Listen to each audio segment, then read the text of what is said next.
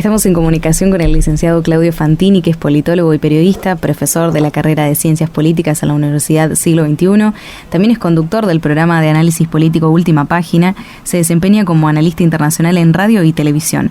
Fue directivo de Página 12, de la revista cultural Papeles y de Radio Nacional Córdoba. Además de ser autor de varios libros, pueden leerlo en su página personal claudiofantini.com.ar. ¿Qué tal, Claudio? Agustina Henrich lo saluda. ¿Cómo anda? ¿Qué tal? Muy bien, gusto. Me alegro mucho.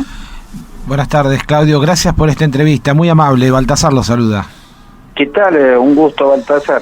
Muy bien. Claudio, América está sumergida en estos momentos en crisis económicas e institucionales de distinta envergadura. Tenemos protestas en Perú y en Ecuador, intentos por eternizarse en el poder en Venezuela, Bolivia, Nicaragua, crisis económicas en Paraguay y en nuestra Argentina. La incertidumbre parece como apoderarse del continente de repente. ¿Le parece que se está dando un quiebre de las estructuras políticas del continente que podría significar un cambio en la historia americana? Bueno, creo que hay casos diferentes. Uh-huh. En su conjunto lo que uno ve es ese caos que usted muy bien está describiendo. No obstante, hay particularidades que hacen a diferencia. Lo que está ocurriendo en Perú tiene rasgos muy propios, muy peruanos. Si se quiere, la política en Perú en las últimas décadas ha vivido siempre en crisis. La crisis es la regla en el escenario político peruano y, si se quiere, es también una de las señales de la salud de la economía peruana. Sí, es verdad. Porque del mismo modo que la Italia de la segunda mitad del siglo XX estaba políticamente siempre en crisis, pero económicamente era una marcha continua y vigorosa hacia el desarrollo, en Perú hay síntomas de que pasa lo mismo. Si uno piensa que todos los expresidentes terminaron mal, Alberto Fujimori preso, Alejandro Toledo está encarcelado en California, viviendo un juicio para ser extraditado en Perú, donde podría ir a la cárcel por corrupción. Alan García se suicidó cuando lo estaban por detener en el marco del caso Odebrecht. Ollanta Humala también estuvo preso junto a su mujer, la ex primera dama Nadine Heredia. El anterior presidente, Pedro Pablo Kuczynski, tuvo que renunciar en la mitad de su mandato y está en prisión domiciliaria. Que en el marco de semejante situación política, con todos los expresidentes presos, se haya dado esta crisis, me parece que debe ser observada con una lente específicamente peruana, y en ese caso lo que hemos visto es la sorpresa de un presidente que llegó con la debilidad de haber sido un vicepresidente que tuvo que reemplazar a un presidente que renunciaba. Ese es el caso de Martín Vizcarra, asumiendo la presidencia tras la caída del presidente Kuczynski, y lo que ha hecho en estos días es librar una pulseada titánica contra el fujimorismo en el Congreso, y da toda la impresión de que le está ganando a esa pulseada el presidente Vizcarra. Pero si se quiere, lo más relevante es que la economía ha seguido su curso, aparentemente no ha sido afectada tampoco por este nuevo tembladeral político que tuvo rasgos surrealistas, porque en un momento el Congreso y el presidente se habían destituido mutuamente. El martes pasado Perú amaneció con dos presidentes, que es lo mismo que no tener ninguno, y finalmente, Martín Vizcarra parece estar imponiéndose en esa pulseada en la que está doblegando nada menos que a Fuerza Popular, el truculento partido de Keiko Fujimori, la hija del déspota Alberto Fujimori. En Ecuador la situación tiene otro origen y otra razón. Hay una pulseada política tremenda entre el actual presidente Lenín Moreno y quien fue su antecesor, y mentor, Rafael Correa, del cual Lenín Moreno era el vicepresidente, y lo fue prácticamente en el 60% de los mandatos de Rafael Correa.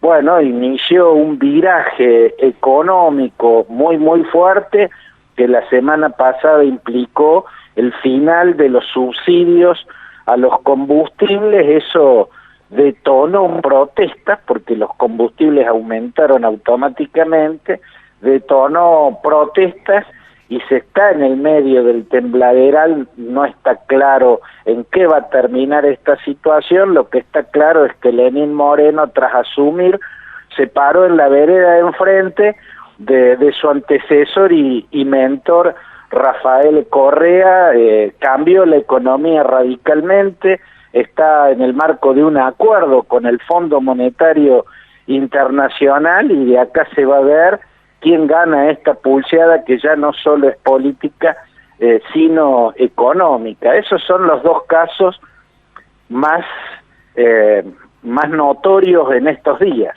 Lo paso a otro tembladeral político en Estados Unidos, con esta pretensión de Trump de que los chinos investiguen al ex vicepresidente John Biden, y también este inicio de juicio político que se ha iniciado en contra de Trump.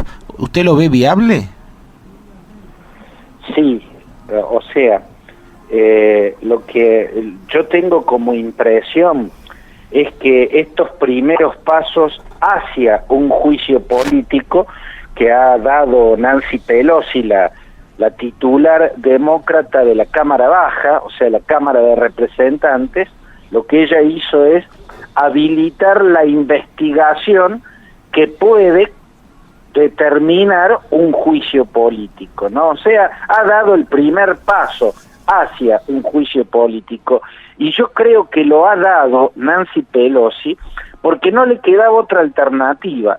No es como dice Donald Trump, de que los demócratas, como no pueden vencerlo en las urnas, están tratando de derribarlo mediante un impeachment. En rigor, las encuestas hasta acá dan que los demócratas están mejor posicionados que Trump para las elecciones del año próximo. Pero amén de eso, lo que también está claro es que los demócratas nunca se entusiasmaron del todo con la idea del juicio político. De hecho, en el marco del caso Russiagate, como le dicen allá, o sea, el caso de la injerencia rusa en el proceso electoral norteamericano para favorecer la llegada de Trump al poder, cosa que finalmente ocurrió, en ese caso uno no ve que los demócratas hayan hecho todo lo posible para el juicio político. Y la impresión mía es que si ahora Nancy Pelosi, con el caso Ucrania, da ese paso hacia el juicio político, porque no le queda margen constitucional para evitarlo. Y la pregunta es, ¿y por qué hubiera querido evitar un juicio político atrás? Porque están convencidos que los republicanos, que tienen mayoría en el Senado, van a impedir que se logre las tres terceras partes, digamos. Se necesita los 2 tercios que se necesitan para imponer un impeachment, o sea, para destituir a un presidente. Lo que está viendo Nancy Pelosi, lo que están convencidos, por lo menos un número importante de demócratas, no todos, hay otros que quieren ir al juicio político ya, pero Nancy Pelosi en particular, que es la que dio ese paso, porque es la titular de la Cámara de Representantes, ella está convencida que estos republicanos de hoy no son como los republicanos de la década del 70. En la década del 70, los republicanos le dejaron claro a Richard Nixon que no iban a ser cómplices de nada, y el caso Watergate es nada al lado del caso de Rusia y ahora del caso de Ucrania. Y sin embargo, a pesar de que Nixon era un presidente muy exitoso, había hecho el acercamiento a la China de Mao Zedong, que implicó reformular el tablero geoestratégico mundial, aislando a la Unión Soviética, había retirado a los norteamericanos de la guerra de Vietnam, había ganado la elección o sea, su reelección con más del 60% de los votos. La reelección de Nixon fue uno de los triunfos más abrumadores que registra la historia norteamericana.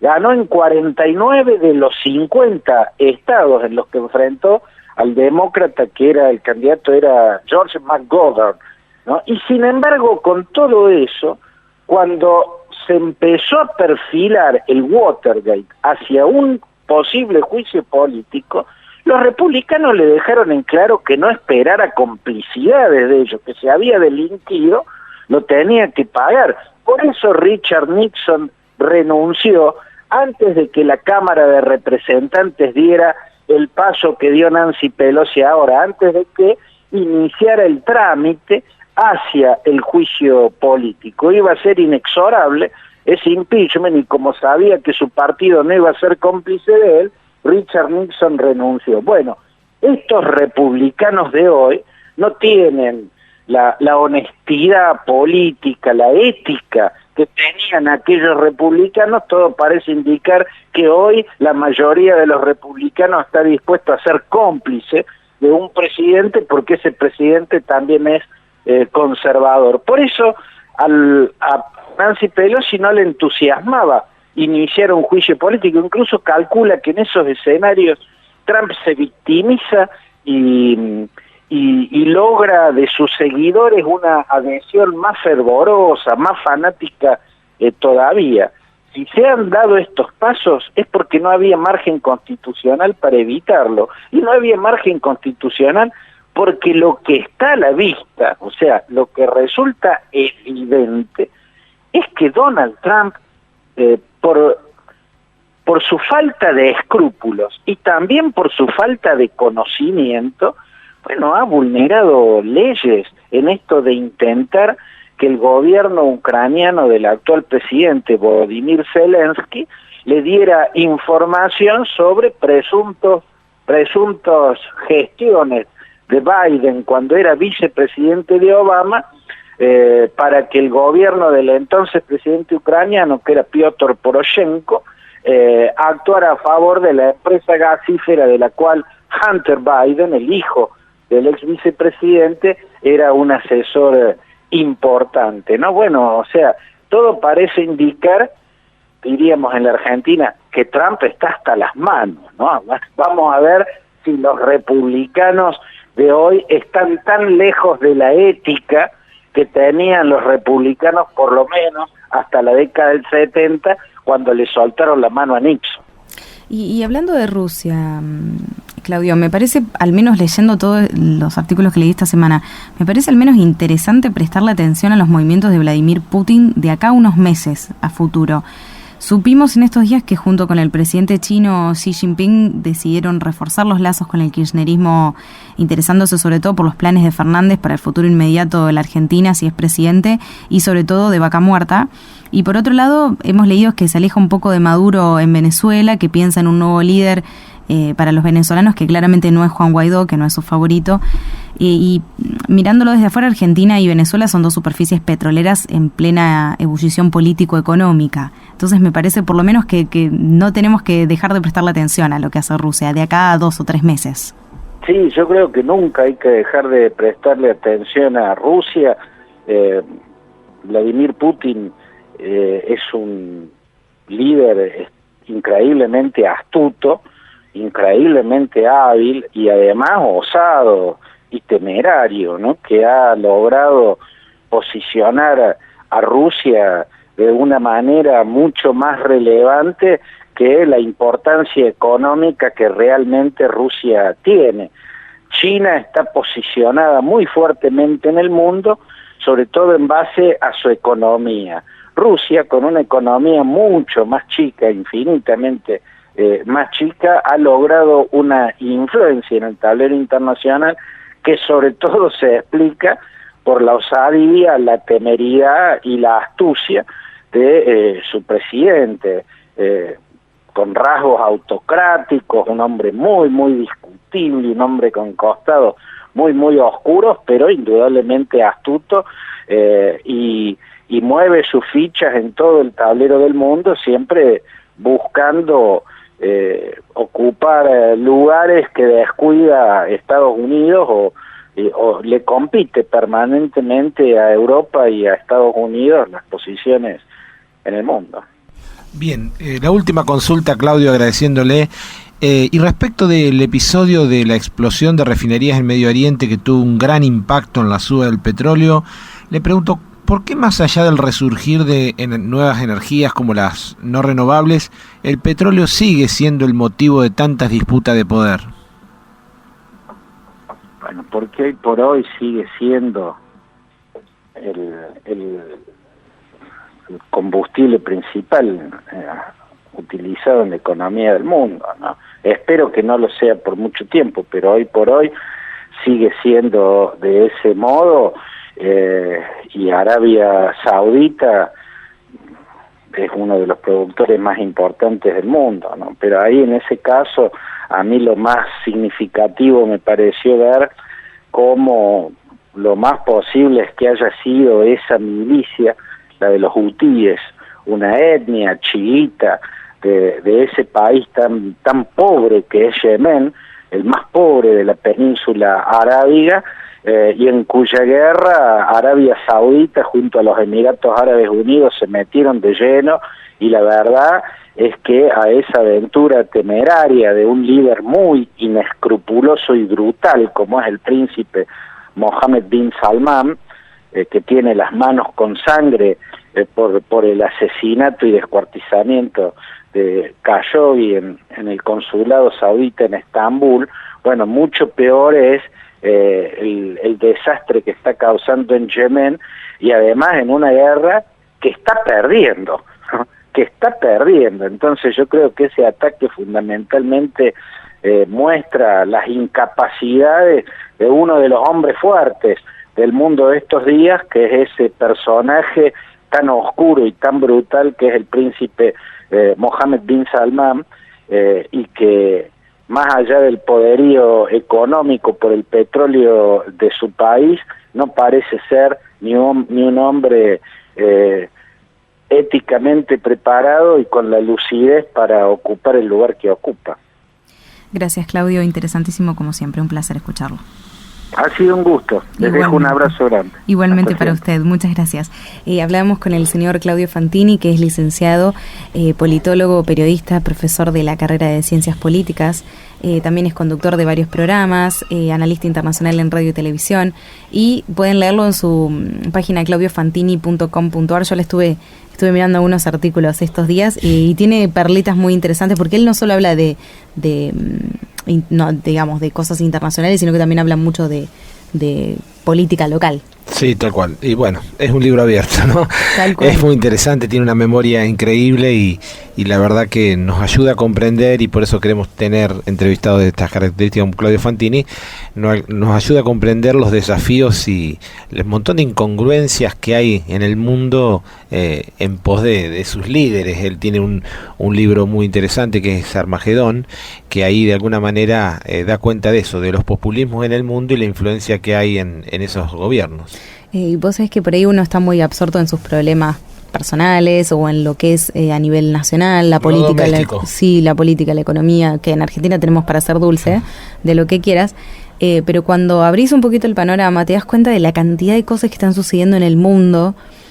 Cada país es una historia nueva, ¿no? Pero era lo que yo le decía, a nivel América me llama la atención la cantidad de movimiento que hay, tanto político como económico, como social, cómo se están moviendo las bases, cómo están cambiando los partidos tradicionales, sí.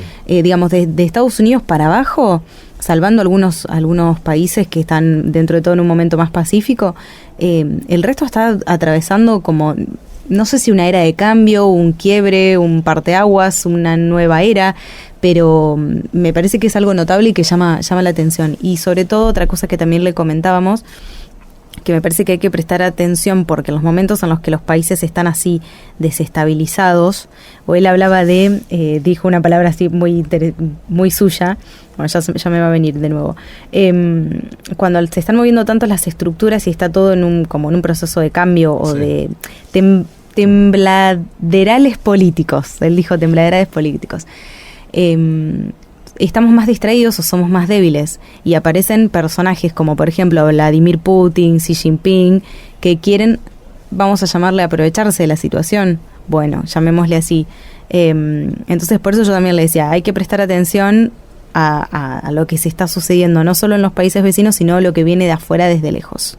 Por supuesto, creo que eso es clave, y esos tembladerales que siempre son el preludio, la antesala de algo nuevo, no siempre es lo mejor, y siempre los populistas o estos outsiders que aparecen lo hacen en el medio de estructuras institucionales muy débiles, por eso pueden hacerse del poder, y no siempre con los mejores fines, digamos. Por eso siempre, digamos, incluso en las principales democracias del mundo, el eje siempre está o debe ser las instituciones como resorte, como límite al poder, porque si no, obviamente me parece que hay un proceso de regresión, pasa en toda América Latina, lo estamos viendo, incluso con diferentes episodios, y bueno, de eso también conocemos mucho en la Argentina.